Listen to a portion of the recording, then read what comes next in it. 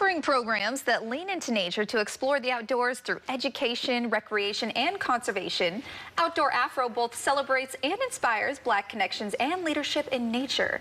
Here to tell us more is the founder and CEO of Outdoor Afro, Mapp. Thanks so much for joining us. Thanks so much for having me. So excited to talk about Outdoor Afro. Yes. And for some of our viewers who have maybe never heard of the organization, tell us who you are, what you're all about. Well, I love the outdoors first and foremost. I love doing all the things in the outdoors. I grew up in a family that loved nature.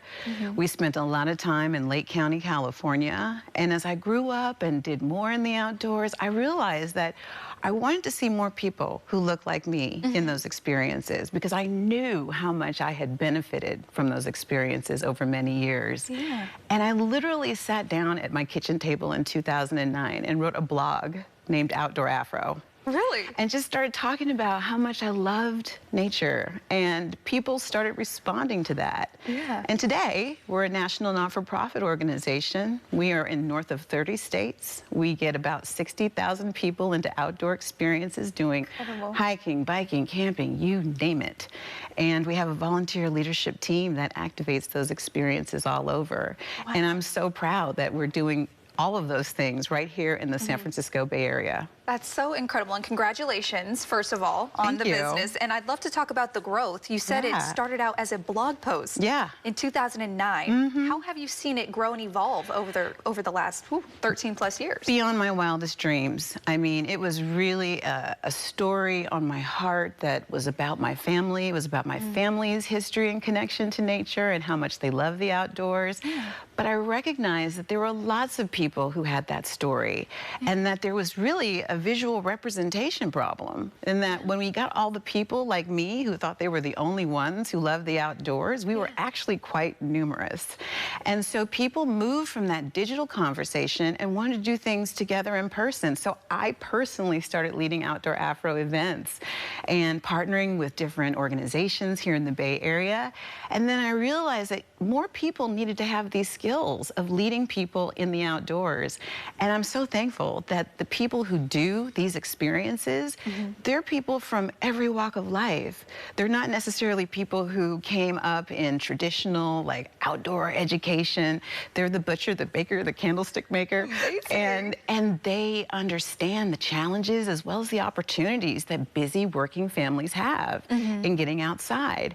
And what people experience when they're in nature, especially in a group, is a feeling of safety and comfort. And we look out for you. We want to make sure you have a good time, that you're well prepared.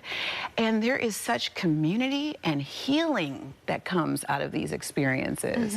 And so I'm just proud of not only of, getting people outside, but just the way that Outdoor Afro has been at the forefront of changing the narrative and the representation of who not only gets outside, but leads outside.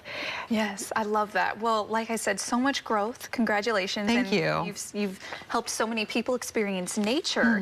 So when you first started back in 2009 and now fast forward to 2023, what are some of the events that people can expect if they participate in Outdoor Afro? I mean, just this weekend, there's a wait list for folks to go out to a California state park and look at the wildlife. I mean, there is, hiking activities, about 40% of what we do, and we're all over the Bay Area, from the North Bay all the way to the Central Coast.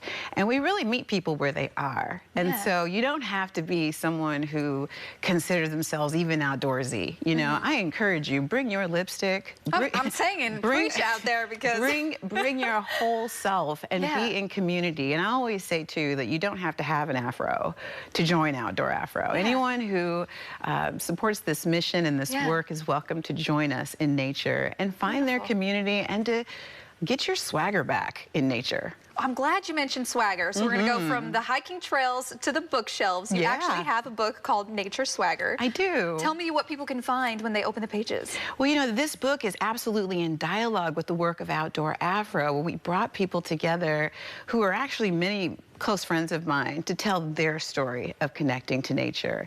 And you've got contributors in the book as young as 9 years old and as old as 99 years old. Really? And it was really about grounding us in this representation of everyday people and the ways that they love the outdoors, and is filled with beautiful photographs, and it's meant for the coffee table so that anyone of all ages can pick it up and see someone that looks like them, connecting to nature and really being fully actualized through those experiences. So incredible, and I love that too. That's just a nice addition, a little cherry on top. Yeah. And for you, Rue, a little personal question here. If you could look back to, or just speak to a little girl who growing up looks like you, what would you tell them about the experience of nature? You know, nature is a place to find your freedom. It's also a place to find the connection to the strength in yourself that you might not have realized you had. When I was climbing on a mountain in the Sierra at 19 years old, and I scrambled to the top using the strength within me to get to the top of that summit, I realized that that was the most important lesson that I needed to learn at just the beginnings of my adulthood, that you can trust your feet.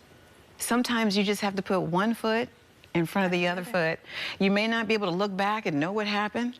You may not know what's gonna, be far ahead of you, but just take one step at a time. And that's what this journey has been throughout this whole experience, is one step at a time, and so much learning and responding and being in community.